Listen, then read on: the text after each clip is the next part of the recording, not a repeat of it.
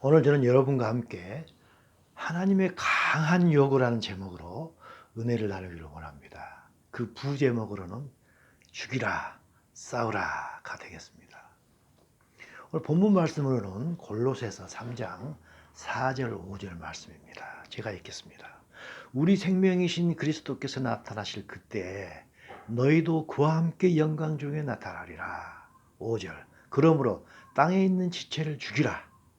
곧 음란과 부정과 사욕과 악한 정욕과 탐심이니 탐심은 우상 숭배니라 라고 하셨습니다.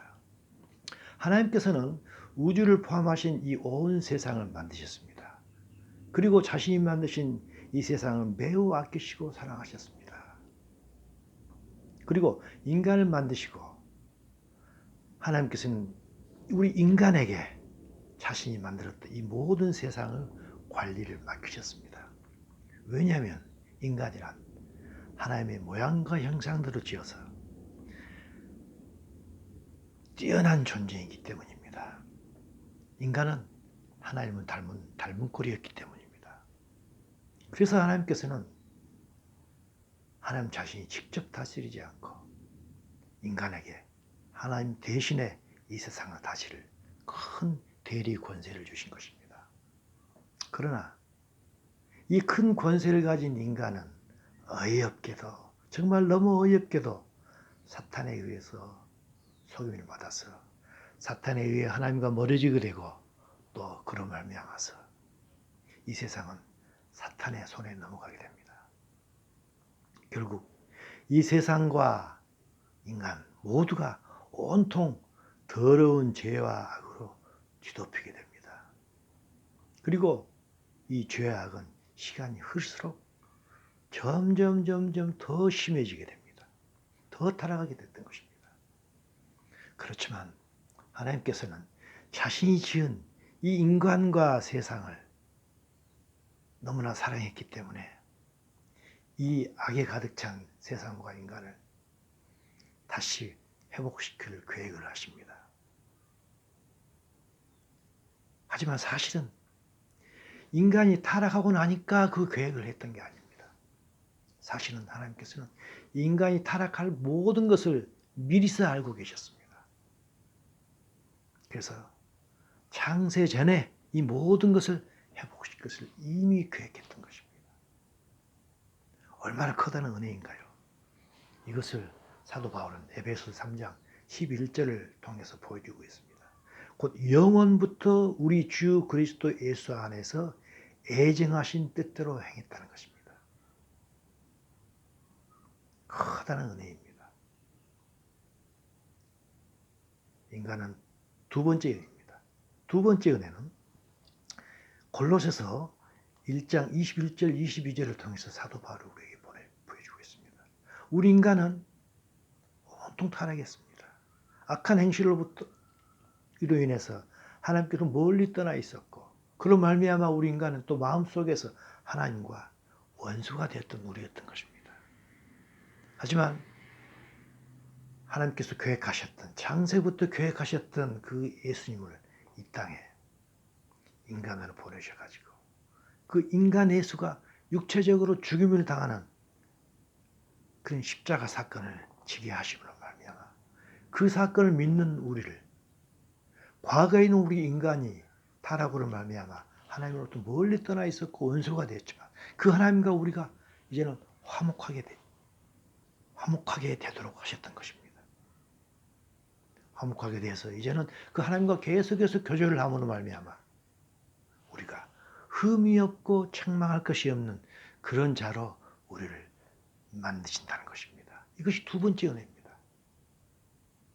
그리고 또 하나의 은혜가 있습니다. 마지막 은혜가 있습니다. 그건 무엇인가요? 그것은 결국 이런 우리를 이 세상 악한 세상으로부터 타락한 세상으로부터서 우리를 하나님 나라로 옮겨준다는 것입니다. 마가복음 1장 15절에서 예수님께서 큰 소리로 외치셨죠.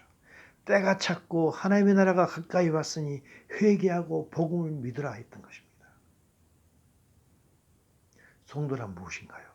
성도란 이렇게 하나님께서 창조 전부터 창세 전부터 가지신 하나님 이 계획을 알고 이 계획을 약속으로 말씀하신 그 하나님의 약속을 믿고 예수님을 주님으로 따르는 자들, 이 복음을 믿고 예수님을 주님으로 따르는 자들이 바로 성도 아니겠습니까?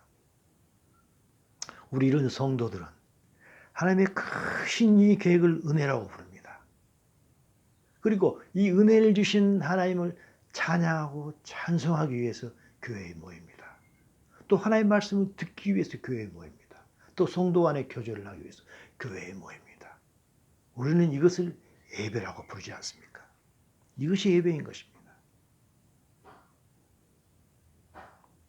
그래서 하나님께서는 오직 하나님만이 주실 수 있는 그 은혜, 커다란 은혜와 긍휼과 자비하심을 우리에게 베푸신 것입니다.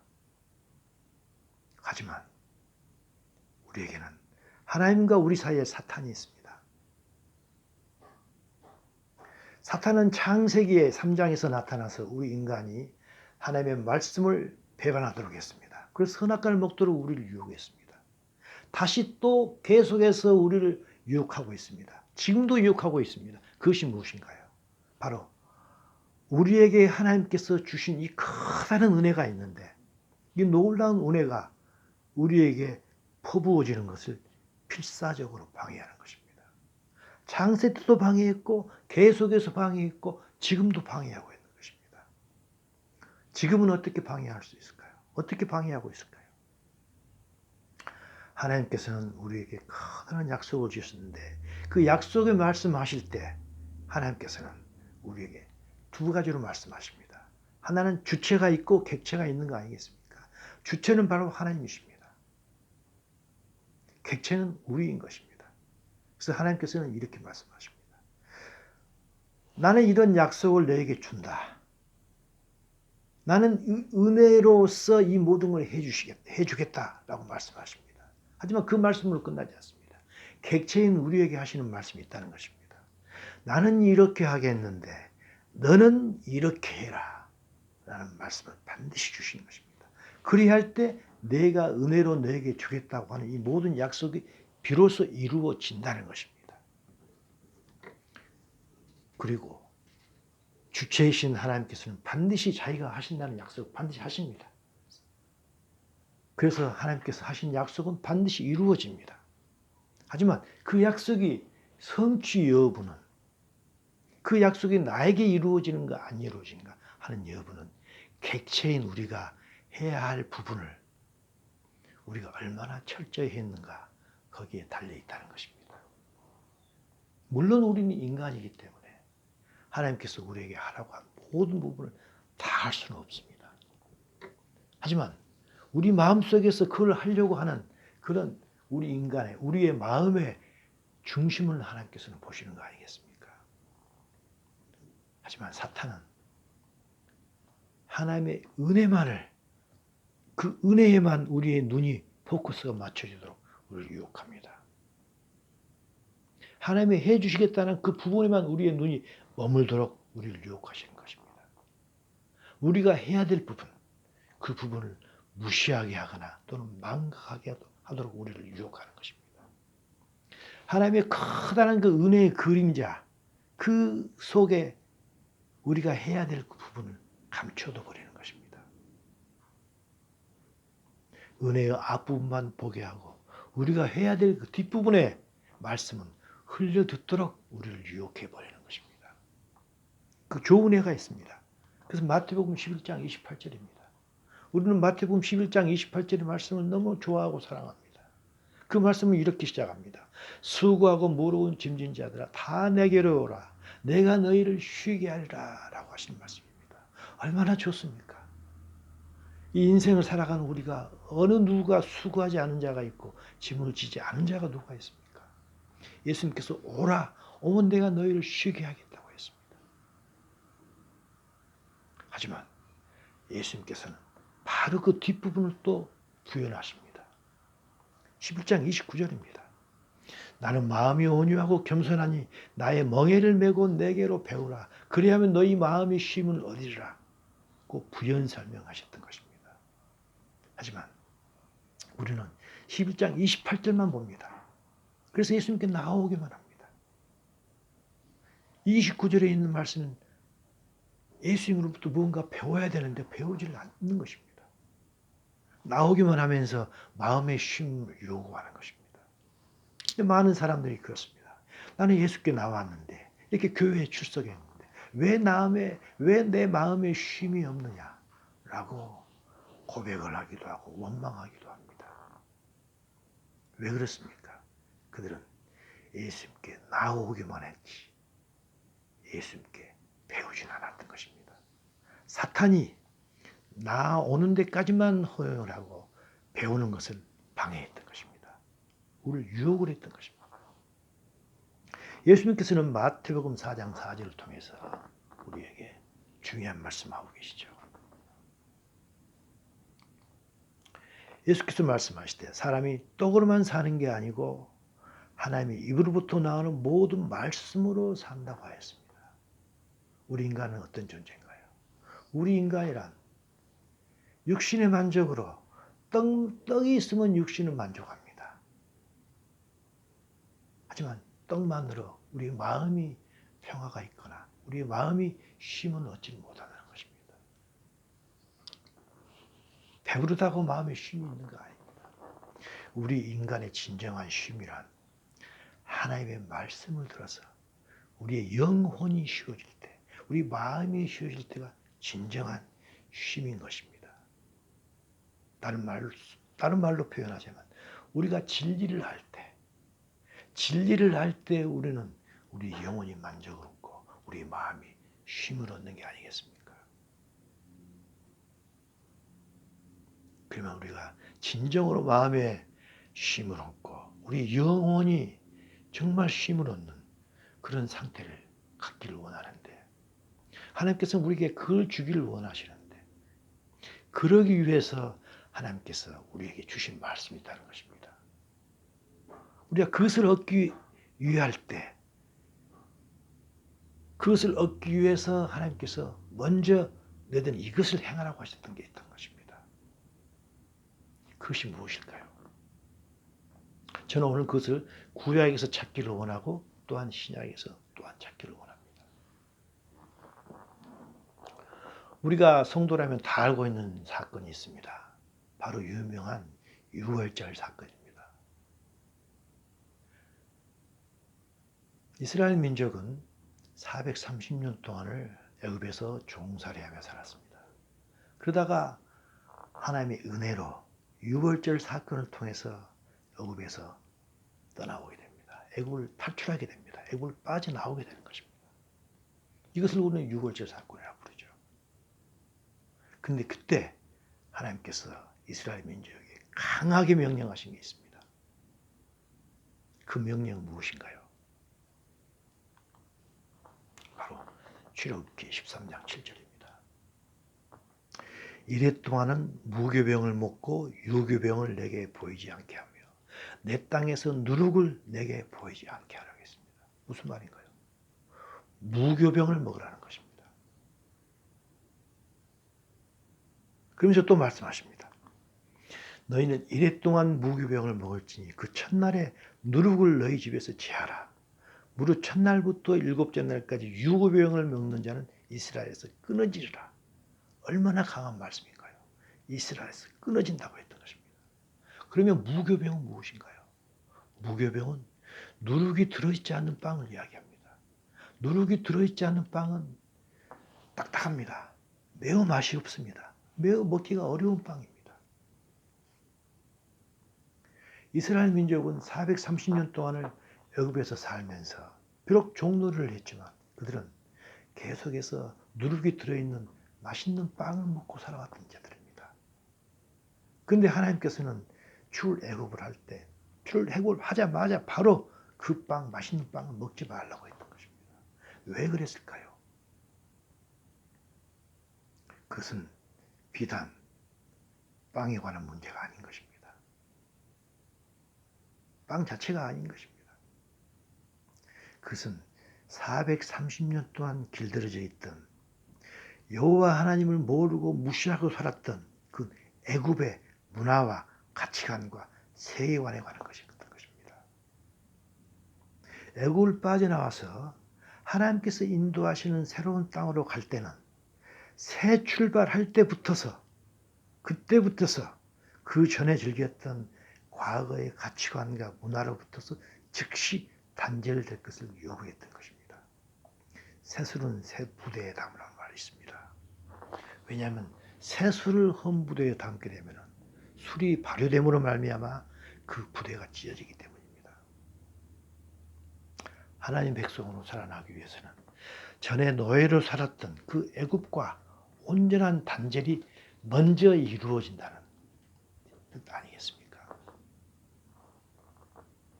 구약에서 이렇게 강하게 말씀하셨던 하나님께서는 신약에도 똑같은 말씀을 하고 계십니다. 하루는 예수님께서 제자들에게 묻습니다. 사람들이 나를 누구라고 부르느냐 묻습니다. 그러니까 이야기합니다.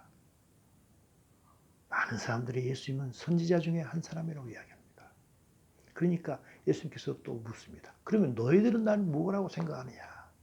그러니까 베드로가 이야기합니다. 주는 그리스도시요 살아계신 하나님의 아들입니다. 놀라운 고백을 합니다. 그러자 이 말씀을 들으신 예수님께서 시몬아, 네가 이 말을 하니 나는 마음이 너무 기쁘다. 네가 말한 이 고백 위에 나는 이 땅에 교회를 세우겠다. 라고 처음으로 교회란 단어를 예수님께서 꺼내십니다. 예수님의 속마음을 드러내신 것입니다. 그러면서 예수님께서 하신 말씀이 있습니다. 마태복음 16장 24절입니다. 누구든지 나를 따라오려거든 자기를 부인하고 자기 십자가를 지고 나를 따르라고 했던 것입니다. 무슨 말씀일까요? 예수님을 따르는 자, 곧 교회에 출석하는 그런 교인이 가져야 될 첫째 조건을 말씀하시는 것입니다. 예수님을 따라온다고 하면서 자기 자신을 부인하지 않고 자기 십자가를 지지 않고 예수님을 따른다는 것은 사실 따르는 게 아니라는 것입니다. 사실은 그게 따르는 것 같지만 따르는 게 아니기 때문에 좋은 결과물이 나올 수 없다는 것입니다. 이 말씀은 자기를 부인하고 십자가를 진다는 것은 매우 강한 말씀이십니다. 하지만 한면으로 매우 추상적입니다. 그래서 예수님께서 16장 24절에 이 말씀하시고 나서 바로 연이어서 16장 25절에서 이 말씀을 또 하십니다. 누구든지 제 목숨을 구원하고자 하면 잃을 것이요 누구든지 나를 위하여 제 목숨을 잊으면 찾으리라 라는 말씀하십니다. 근데 이 목숨이라는 게 헬라어 원문에는 보면 푸시키로 되어 있습니다. 혼입니다. 영어로 soul입니다. 이 말씀 다시 읽겠습니다. 누구든지 너의 혼을 구원하고자 하면 잃을 것이요 누군지 나를 위하여 내 혼을 잃으면 찾으리라 그 말인 것입니다. 혼이란 무엇인가요? 그것은 여기서 말하는 혼이란 예수님을 믿기 전에 즐겨했고 누렸고 자랑 삼았던 것, 즉 예수 믿기 전에 가졌던 가치관과 성품을 의미하는 것입니다. 따라서 제 목숨을 구원한다는 것, 제 혼을 구원한다는 것은 과거에 예수님을 알기 전에 이 세상을 따랐던 세상의 가치관과 세상적인 성품적인 그들을 그대로 세이빙, 즉 간직하면서 예수를 따르는 것을 의미합니다. 구약적으로 표현한다면 하나님께서 절대 먹지 말라고 했던 빵, 즉 애굽에서 즐겨 먹었던 그런 누룩이 들어간 빵, 말초를 자극하는 그런 누룩이 들어간 빵을 절대로 먹지 말라는 것입니다. 왜 그랬을까요? 누룩이 들어간 빵은 사탄이 주었던 빵이기 때문입니다. 하나님을 적대하는 사탄이 주었던 빵인 것입니다. 그것은 창세기 3장 6절에서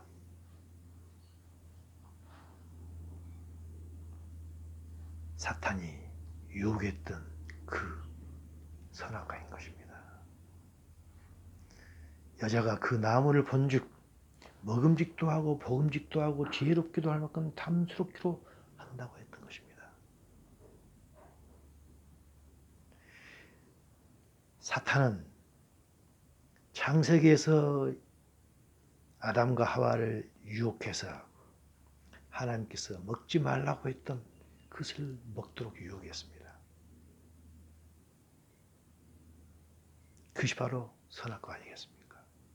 그 선악과가 나중에는 누룩이 든 빵으로 변한 것입니다. 세상에 주는 누룩은 그 누룩이 들어간 빵은 매우 부드럽고 먹기 좋은 유교병입니다. 이것들은 우리가 하나님을 알기 전에 먹었던 것으로 우리의 귀와 눈과 입과 마음을 말초적으로 즐겁게 했던 것입니다. 우리는 계속해서 사탄에 속아서 사탄이 주었던 그 선악과를 지금도 먹고 있었던 것입니다. 그것이 먹음직하고 보암직하고 탐스러운 것들, 누룩이 들어간 것들을 계속해서 사랑하며 살아왔던 것입니다. 이 삶이 어떤 삶인지 그것을 사도 베드로가 베드로전서 1장 18절을 통해서 분명하게 말씀하고 계십니다.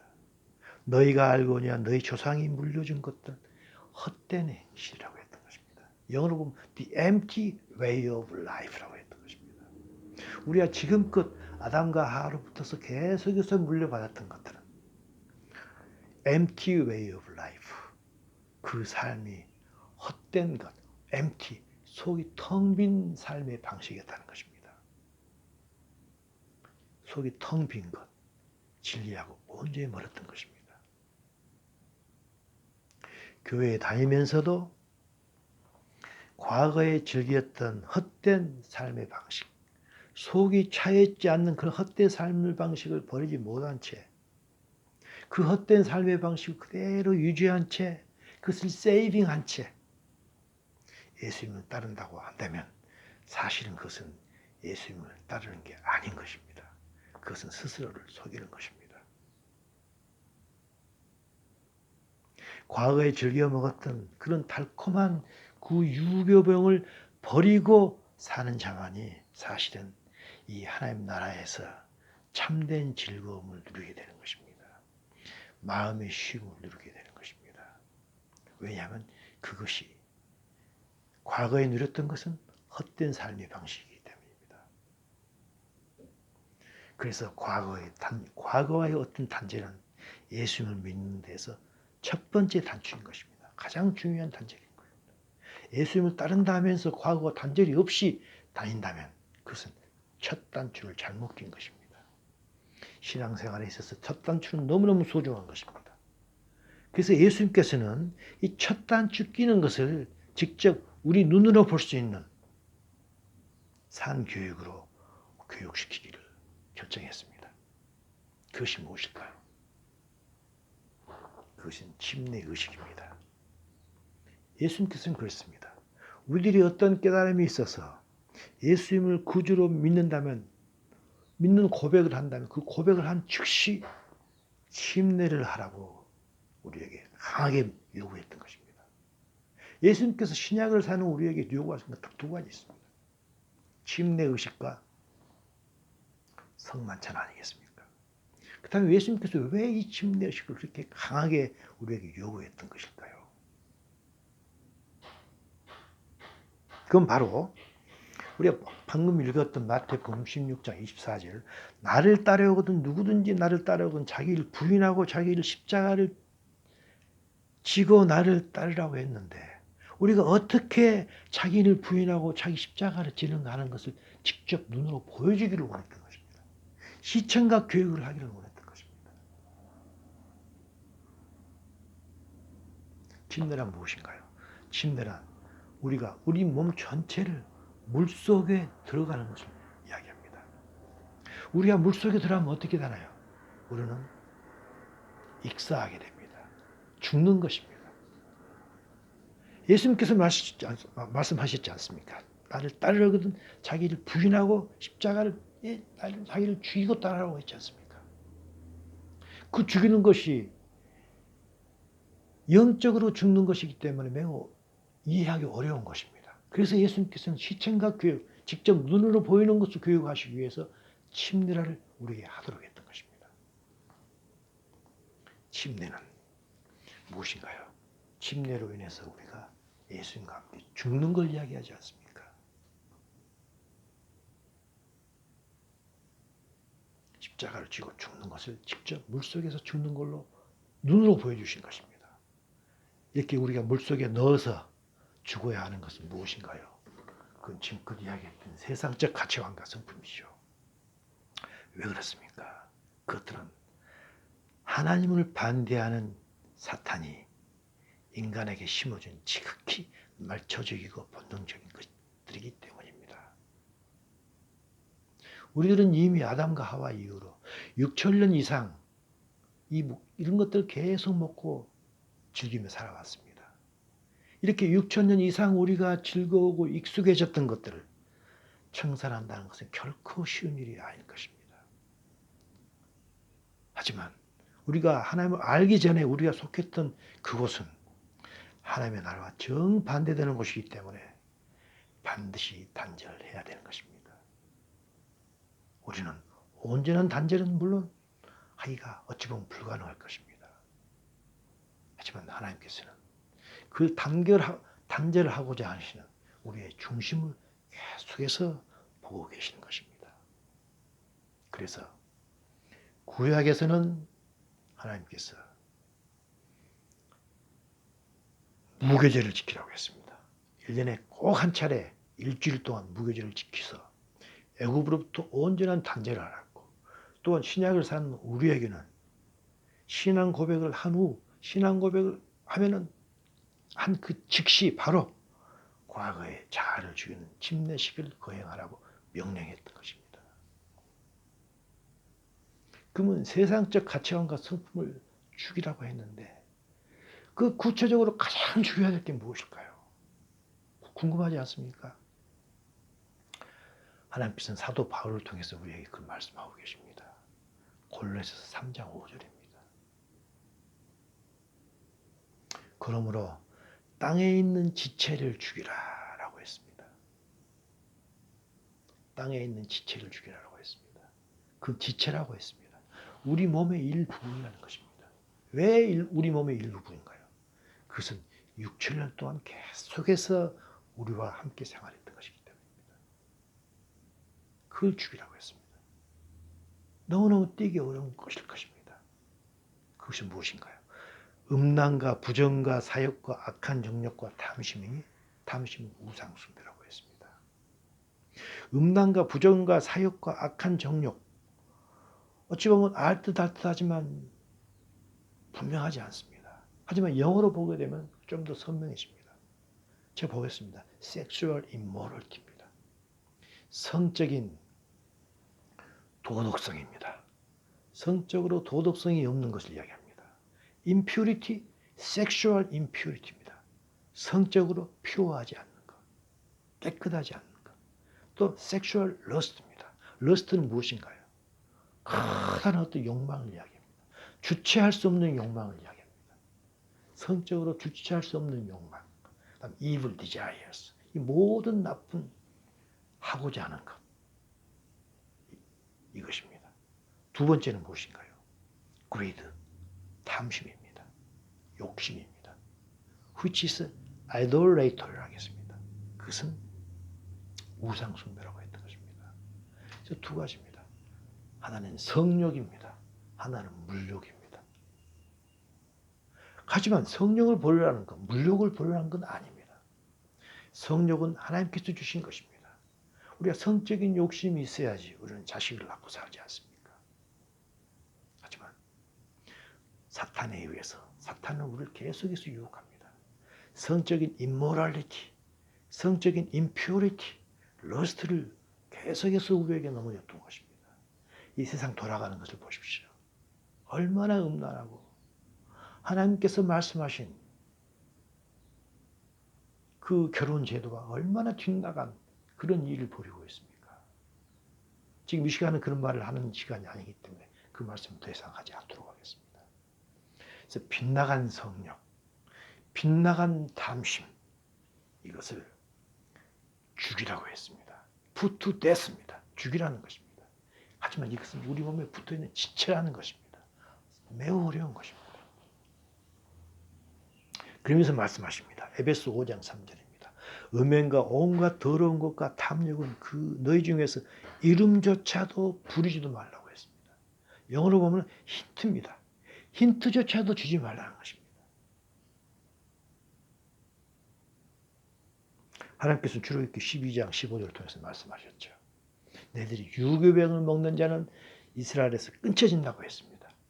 이렇게 강하게 하셨던, 그렇게 강하게 말씀하셨던 하나님께서는 지금도 똑같이 강한 말씀하십니다. 에베소서 5장 5절입니다. 너희도 정녕 이것을 알거니와 이것을 반드시 알아야 된다는 것입니다. 음행하는 자나 더러운 자나 탐하는 자, 곧 우리가 이야기했던 잘못된 성욕과 물욕, 하나님께서 put to death 반드시 죽이라고 했던 것, 그것을 죽이지 못하는 자들은 다 그리스도와 하나님의 나라에서 기업을 얻지 못한다 하고 사도 바울을 통해서 강하게 말씀하고 계십니다. put to death라고 했던 것입니다. 그래서 우리가 반드시 죽여야 될 것, 딱 두 가지입니다. 빗나간 성욕과 지나친 물욕인 것입니다. 하면서 사도 바울은 골로새서 3장 4절을 통해서 우리가 이렇게 put to death, 이 모든 걸 잘 죽였던 사람들 어떻게 될 것인지 이야기하고 있습니다. 우리 생명이신 그리스도께서 나타나실 그때 너희도 그와 함께 영광 중에 나타나리라 라고 했습니다. 예수님 강림하실 때 들림을 받고 못 받고 하는 것은 들림을 받는 자도 있고 남겨진 자도 있을 것입니다. 그것은 누구에게 달려있는지, 그것은 우리가 할 일을 우리가 잘했는지 안 했는지, 우리의 중심이 어디에 있는지 그건 우리에게 달려있는 것입니다. 결론을 내도록 하겠습니다. 하나님께서는 이 세상을 사랑하시고 인간을 매우 사랑하십니다. 그래서 이 악할 대로 악해져 버린 이 세상과 인간, 우리 모두를 하나님께서는 이 악한 문으로부터 구원하기를 원하십니다. 그리고 구원하실 것입니다. 이것은 하나님의 변치 않는 약속입니다. 하나님께서는 그대로 행하십니다. 이 약속은 분명히 이루어지십니다. 하지만 문제는, 중요한 것은 과연 그 약속이 나에게 이루어지는지 또는 이루어지지 않는지, 바로 그것 아니겠습니까? 이것은 우리에게 달려있는 것입니다. 우리의 책임인 것입니다. 공은 이미 우리에게 넘어온 것입니다. 그리스도인의 삶은 영적 싸움의 여정입니다. 바울은 이렇게 고백합니다. 바울은 자기의 영적인 아들인 디모데에게 이 말씀을 하고 계십니다. 디모데 후서 4장 7절 8절입니다. 나는 선한 싸움을 싸우고 나의 갈래갈 길을 마쳤다고 합니다. 믿음을 지켰다고 합니다. 내가 선한 싸움을 싸워서 내 믿음을 지켰기 때문에 8절에 이제 후로는 나를 위하여 의의 면류관이 예비되었다고 합니다. 왜 의의 면류관이 예비됐습니까? 선한 길을 싸우고 믿음을 지켰기 때문입니다. 그렇다면 바울이 싸웠던 선한 싸움은 어떤 싸움이었을까요? 우리가 싸워야 될 선한 싸움은 어떤 싸움일까요?